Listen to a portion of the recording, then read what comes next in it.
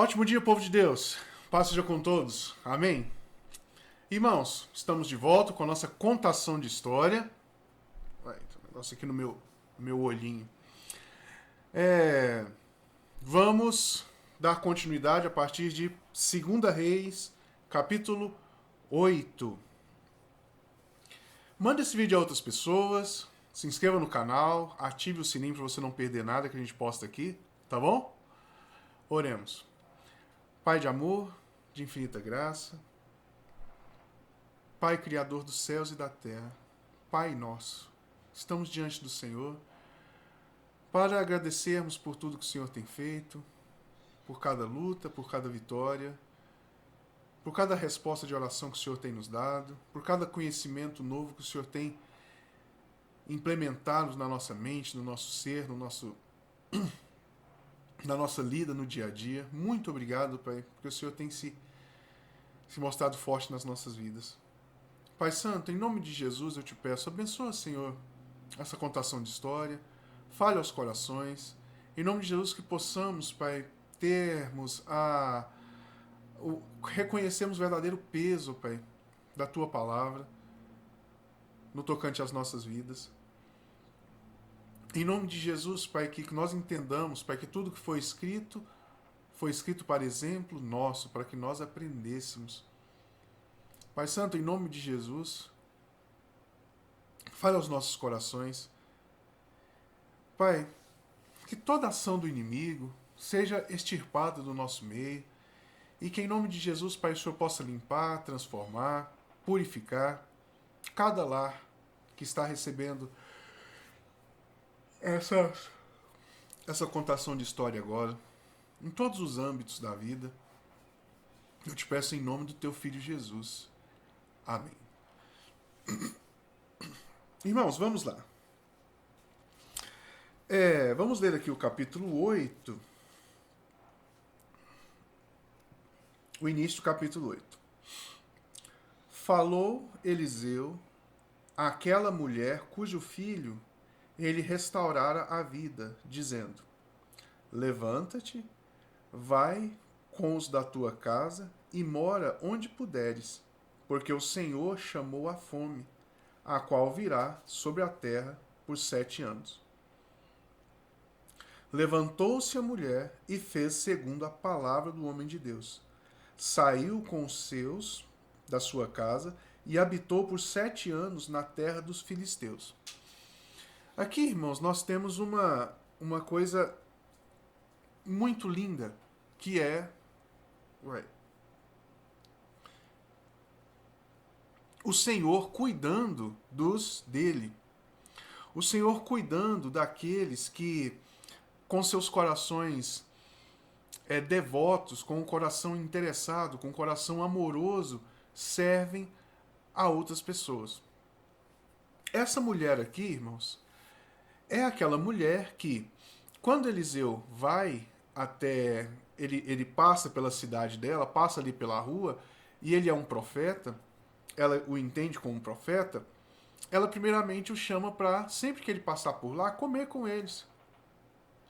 Em um segundo momento, ela fala para o seu marido assim: marido, nós temos vamos fazer um quartinho, um quartinho com uma cama e uma cadeira, para que quando o profeta Eliseu vier à nossa cidade, nós possamos recebê-lo e que ele possa ter um lugar fixo, que ele possa ficar, para que ele fique. Então, eles fazem isso. Coloca ele lá, bonitinho, e sempre que ele volta àquela cidade, ele tem um cantinho para ficar, para se alimentar, para dormir, e com a sua cadeira para sentar e estudar alguma coisa, provavelmente, né? Então, irmãos, aqui o Senhor é cuidadoso, o Senhor não sai falando para todos da cidade, mas o Senhor, Eliseu, Deus tem um cuidado especial com essa mulher, que lembra a lição que ela nos deu? Quando seu filho morre, ela pega e sai e vai diretamente no profeta. Nem para Geazi, que é o moço de Eliseu, ela fala nada. Ela vai direto no profeta falar com a pessoa correta. E ela fala. Então, há toda aquela história que nós contamos, por fim, como o texto relata aqui, o seu filho é restaurado, o seu filho é ressuscitado.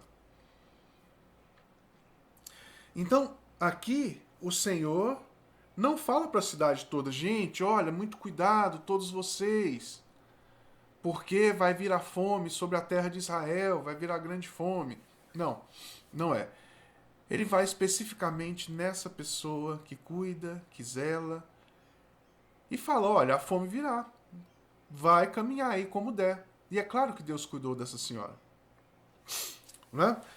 E foram 7 anos de fome, irmãos, que houve na terra. Enquanto isso, ela passou bem, ou relativamente bem, junto aos filisteus.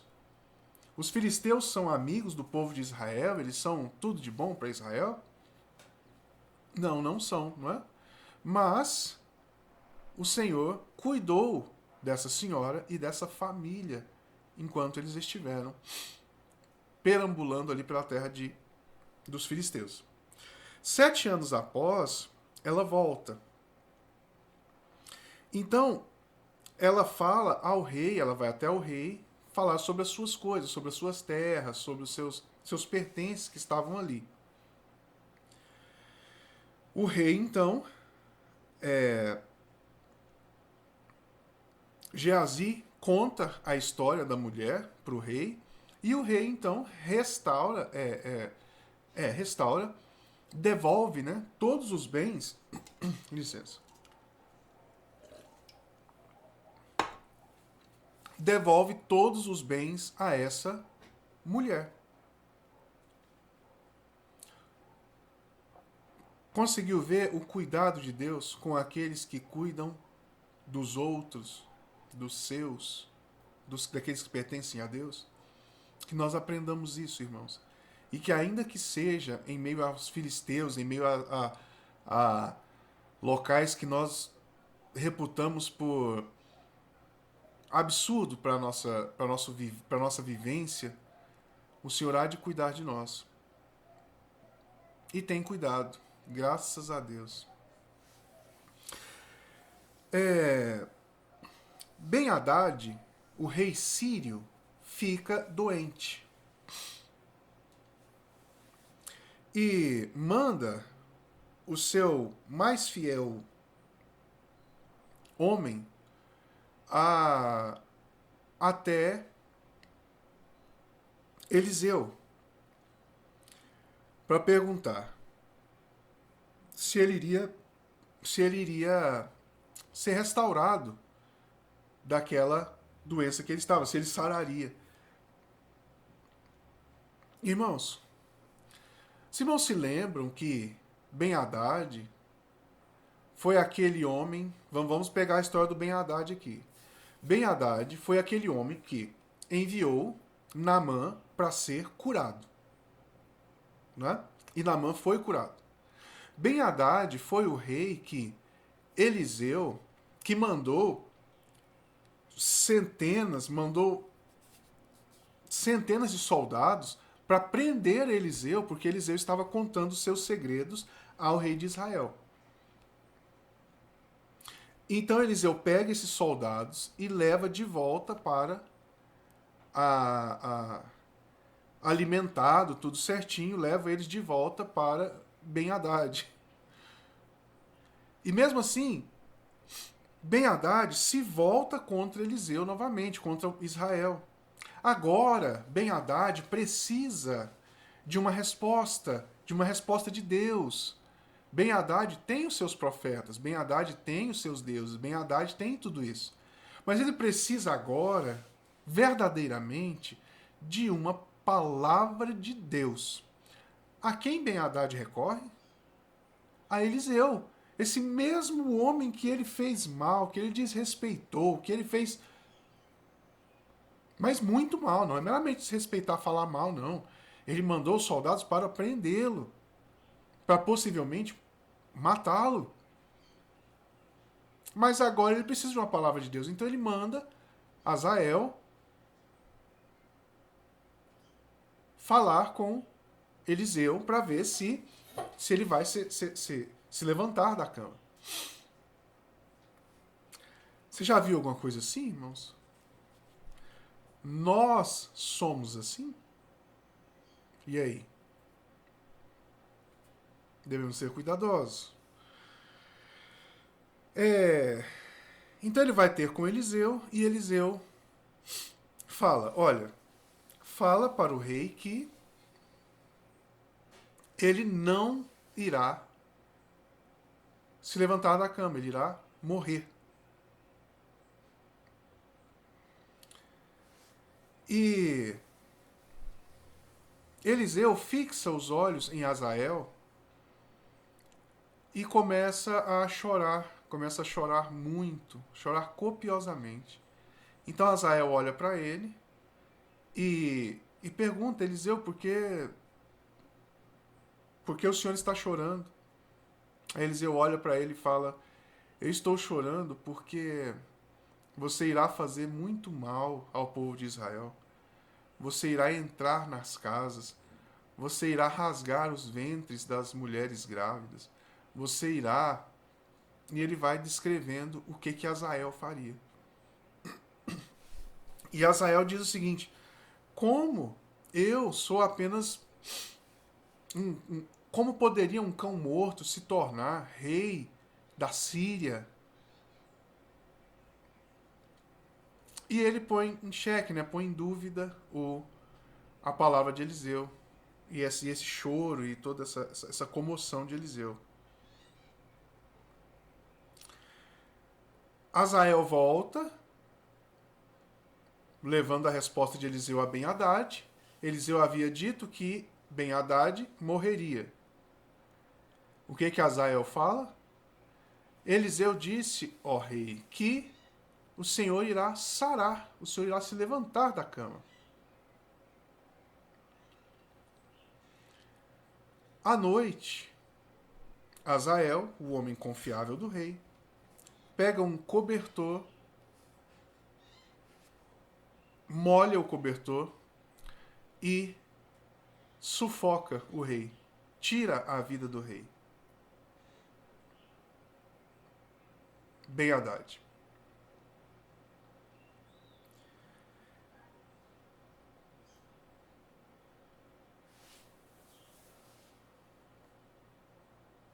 Então, ele se torna o rei.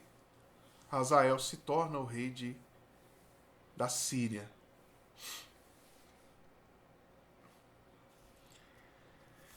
Enquanto isso, nós temos Jorão reinando sobre Israel. Jorão reinando sobre Israel. E Jeorão irá reinar sobre Judá. Lembra que nós fizemos essa divisão lá atrás? Israel e Judá. Então, Jorão, filho de Acabe, está reinando então sobre Israel. E Jeorão, filho de Josafá, está reinando sobre Judá. Jeorão se casa, Jeorão é rei de Judá, tá bom? Firmando. Jeorão se casa com a filha de Acabe. Lembra do Acabe? Que perseguiu Elias, casado com Jezabel, que pediu a cabeça de Elias. Lembra lá da vinha de Ramote? Lembra de tudo isso? O filho de Josafá se casa com a filha de Acabe, rei de Israel. E, devido também à influência da sua esposa, que era filha de Jezabel, faz o que é mal aos olhos do Senhor, seguindo o mesmo caminhar de Acabe e Jezabel, Olha como isso é sério, irmãos. Olha como isso é sério. Nós tínhamos Josafá reinando em Judá, e a Bíblia diz que ele fez um reinado bom.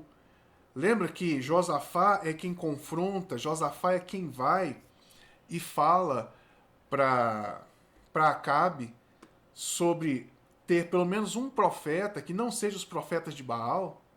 E aí Acabe fala, tem um, é o Micaías, mas ele, nossa, ele é terrível, ele só fala coisa ruim para mim. E Josafá vive uma vida correta com Deus. Lembra que Acabe arma para Josafá? Sabe, Josafá vive uma vida e Deus livra Josafá. Aí o que Josafá faz? Pega o seu filho, Jeorão, e casa ele com a filha de Acabe. E a filha de Acabe, cheia de deuses, com aquela influência dos pais, é lógico, é óbvio, né? Em nome de uma política, em nome de um bom relacionamento entre Judá e Israel, ele casa sua filha com Jeorão e arrebenta com Judá. Faz com que Judá passe a trair o Senhor, agir mal perante o Senhor.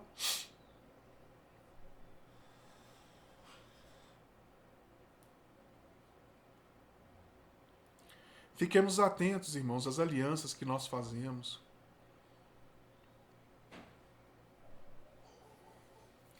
Aliança política não necessariamente está relacionada a casamento. Aqui no caso específico, sim. Mas eu vejo muita gente fazendo alianças totalmente espúrias. E não tem jeito. Essa aliança irá quebrar a sua santidade mesmo. Ela irá destruir você. E não só você, mas vai destruir de modo geral. Em volta de nós.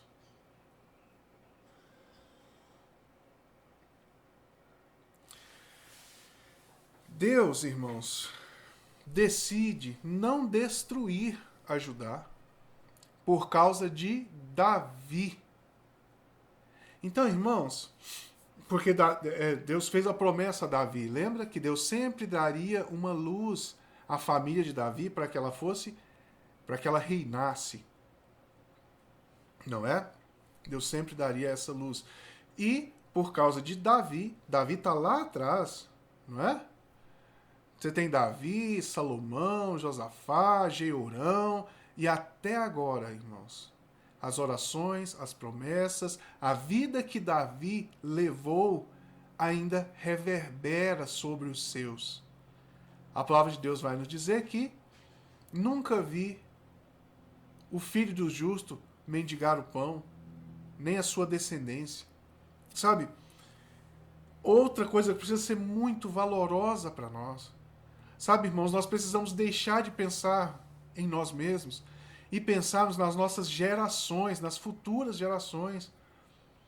Eu preciso pensar nos meus netos, nos meus bisnetos, porque a vida que eu estou levando hoje, a plantação que eu estou fazendo hoje, irmãos, irá reverberar na vida deles. O modo com que eu crio os meus filhos hoje irá reverberar na vida dos meus netos e dos meus bisnetos, mesmo. Então nós vemos aqui, irmãos, um paralelo onde Israel não foi. Judá. Judá é uma das tribos de Israel, tá bom, irmãos? Assim. Talvez fique confuso, né? Se você chegou agora, você não tem tanta clareza. Mas houve um momento em que houve uma ruptura, onde Judá decidiu que Davi seria o seu rei. E só depois Israel se torna. Davi se torna rei de toda Israel. E depois tem uma divisão e veja as nossas contações de histórias anteriores e guarde isso, irmãos. Nós precisamos ter isso fresquinho na nossa mente. Sabe?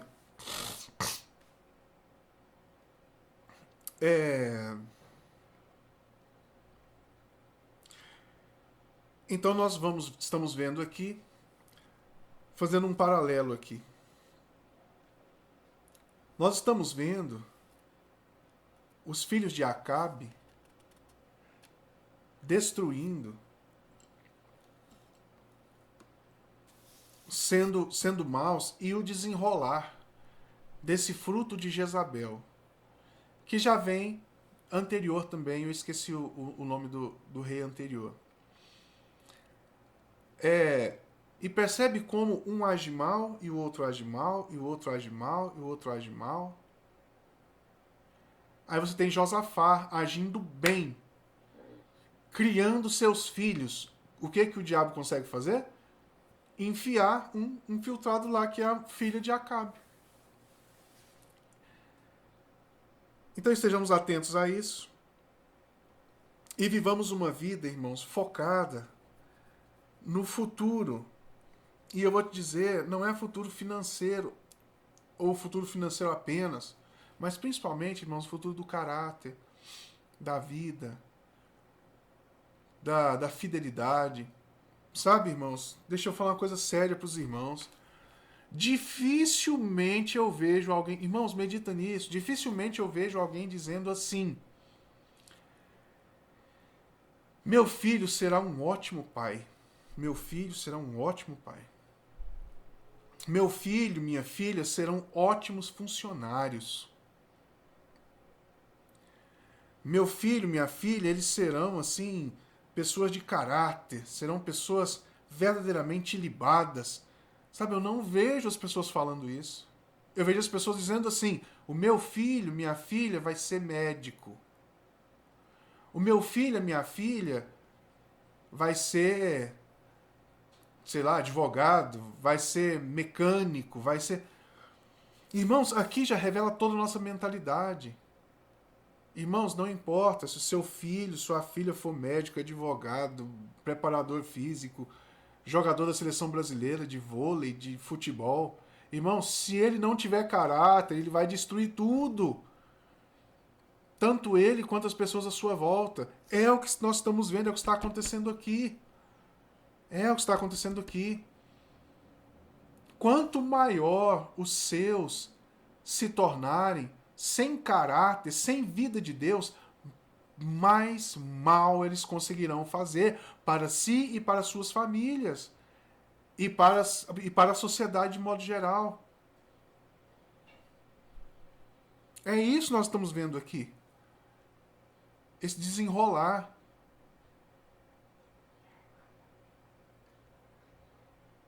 Que nós aprendamos, irmãos. Jeorão fere os edonitas. Desculpa, edomitas. Edomitas, tá bom? Edonita é outra coisa. Edomitas. E então Jeorão morre.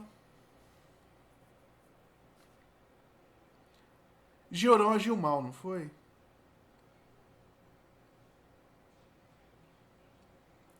Sendo rei de Judá. Quem assume o reinado é Acasias, filho de Jeorão, filho de Josafá. E qual é o caminho que Acasias toma? A Bíblia diz que ele anda no mesmo caminho de Josafá? Não. Do seu avô? Não. Ele anda no mesmo caminho do seu avô pelo lado de mãe. Ele anda pelo caminho... não, desculpa. Não é pelo lado de mãe. Ele anda pelo caminho do rei Acabe. Nossa, então o rei de Josafá... O rei de Josafá... Desculpa. Nossa, lá já foi, né, quase. O rei de Israel, o rei de Judá, Josafá, tem seus filhos, só que aí permite essa entrada da filha de Acabe entrar na vida no reino de Judá, bagunçar com o reino de Judá, e agora pronto. Agora, o próximo rei de Judá, que é Acasias, não vive segundo Josafá viveu, mas vive segundo Acabe viveu. A esposa do rei Jeorão, de Judá. Irmãos, nós devemos ser muito cuidadosos.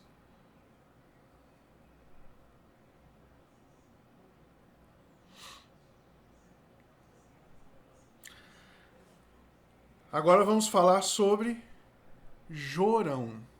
Jorão é rei de Israel. Jeorão, rei de Judá. Licença.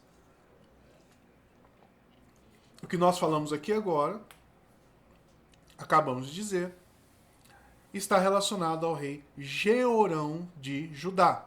Agora nós falaremos sobre o rei Jorão de Israel. Jorão de Israel. Jorão vai à peleja contra agora o rei da Síria, Azael. E Jorão, como sabidamente não está com Deus, ele é ferido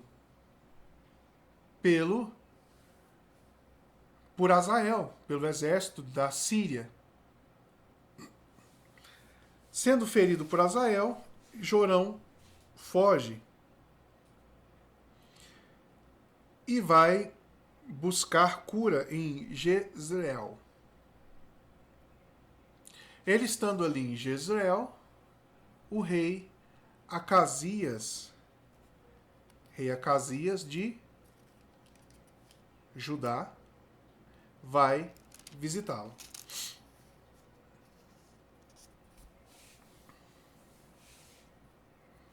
Enquanto isso, acontece uma coisa. Capítulo 9.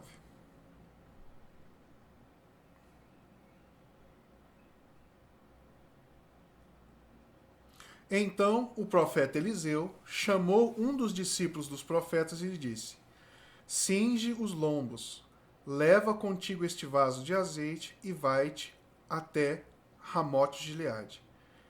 E lá chegando, vê onde está Jeú, filho de Josafá. Vê onde está Jeú, filho de Josafá, filho de Ninsi. Entra e faze-o levantar-se no meio dos seus irmãos e leva-o à câmara interior. Olha o que Deus está fazendo. Olha o que Deus faz na vida da gente, né? Como diz aquele rapaz. Jeú é filho de Josafá. E Deus está trabalhando para que um dos filhos de Josafá se torne rei de Israel. Não é? Vamos lá. Toma o vaso de azeite, derrama-lhe sobre a cabeça e dize: assim diz o Senhor, ungi-te rei sobre Israel. Então abre a porta, foge e não te detenhas. Foi, pois, o moço, o jovem profeta, a Ramote de Gileade. Entrando ele, eis que os capitães do exército estavam assentados. Ele disse: capitão, tenho mensagem que te dizer. Perguntou-lhe Jeú: a qual de todos nós? Respondeu-lhe ele: a ti, capitão. Então se levantou Jeú e entrou na casa. O jovem derramou-lhe azeite sobre a cabeça e lhe disse: assim diz o Senhor, Deus de Israel, ungi-te rei sobre o povo do Senhor, sobre Israel. Ferirás a casa de Acabe. Ferirás a casa de Acabe, teu senhor, para que eu vingue da mão de Jezabel o sangue dos meus servos, os profetas, e o sangue de todos os servos do Senhor. Toda a casa de Acabe perecerá, exterminarei de Acabe todos do sexo masculino, quer escravo, quer livre, em Israel. Os irmãos se lembram que Elias fala isso? Elias é quem fala, quem fala isso a Acabe, que Deus destruiria toda a sua família por causa das ações de Acabe e Jezabel.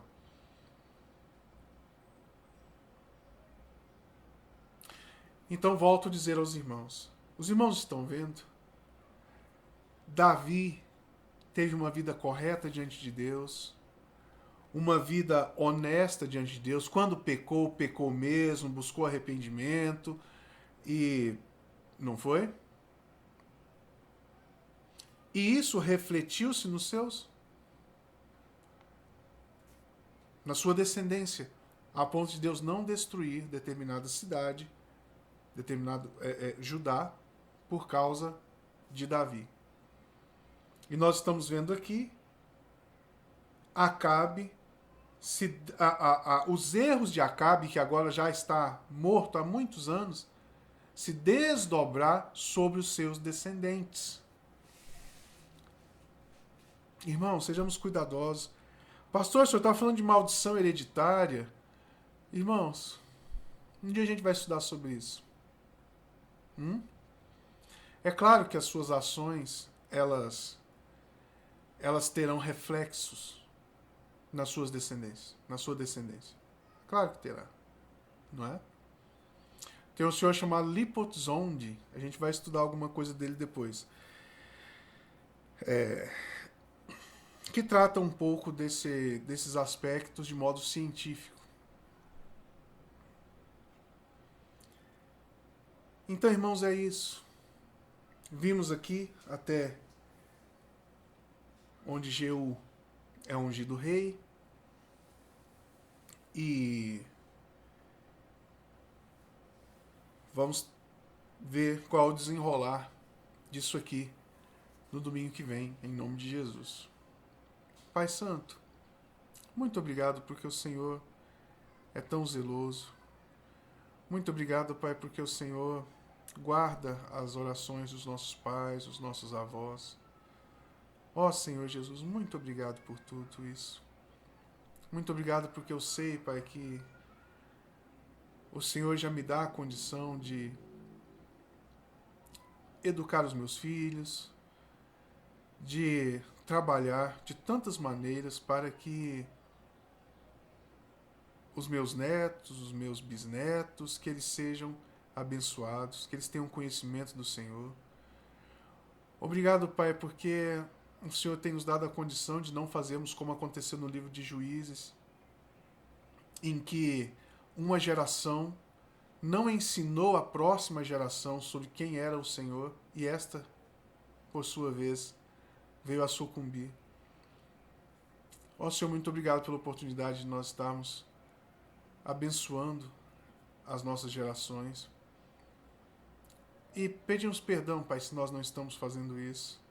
E pedimos a Tua ajuda, dá-nos Senhor conscientização, trabalha-nos, transforma-nos para que trabalhemos dessa maneira. Pai Santo, abençoa, Senhor, o almoço de cada um, abençoa, Senhor, o nosso culto à noite, abençoa, Senhor, o louvor das meninas, que seja bênção, Pai. Que o Senhor possa, Senhor, fazer com que elas cresçam e que nós louvemos ao Senhor verdadeiramente. Em nome de Jesus. Amém.